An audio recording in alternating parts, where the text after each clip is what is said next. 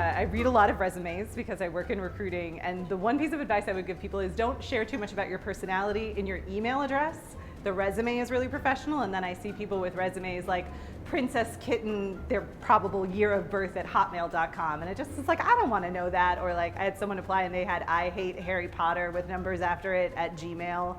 Just like, I love Harry Potter, so that made me not excited about that person's resume.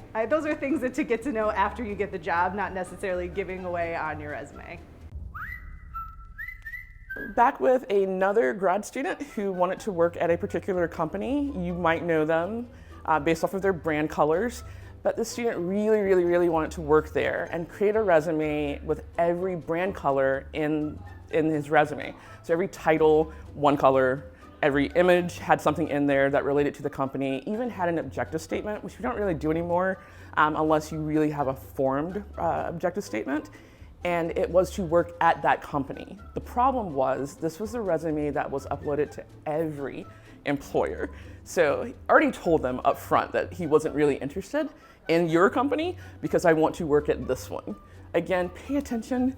Focus, write down the details, make edits if you need to, but also don't use brand colors. People put a lot of different things on resumes, but at one time had someone put the term superpowers on their resume. And I was upset there was no x-ray vision or flying. It was around collaboration and team, but it created a very odd moment in looking at the resume, and I don't know that I thought greatly of them. I used to be a recruiter and worked in a variety of different industries, and on my last role as a recruiter, I was working for a higher ed institution here in Chicago and was recruiting for the office of the provost and chief financial officer for a really high up finance role. And while combing through resumes, I stumbled upon one that an individual had submitted taking a picture just with their phone like this, could see their hand and fingernails in it, and the resume also had maybe jelly or grease on it.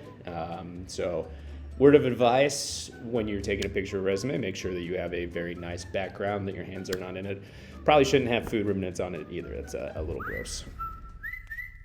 Think about your resume as a tool to tell your story about the impact that you've had at your job or internship. And a great way you can do that is to use numbers and metrics on the impact that you have. So when you think about the actual line items of your resume, don't just copy and paste your job description line items and then put in your resume. Think about specific impact that you had and numbers that you can use to tell that story. It's going to be a great way to talk about examples when you have that actual job interview. So I think taking one class in college in Excel and then putting it on a resume as if you are an expert is a big mistake, because then once you start that job that actually requires Excel experience, you all of a sudden don't know how to use it. One of my previous coworkers was applying to new jobs, just trying to get her name out there. She was kind of bragging about the different offers she was getting and such. She ended up applying to one of these companies that she was super excited to have the opportunity to work for. While she was doing it, instead of uploading her resume, she accidentally uploaded one of her offer letters with a bunch of legal stuff in there, and just not a fun situation to put yourself in. So make sure you know who you're talking to and what you're using for your documents.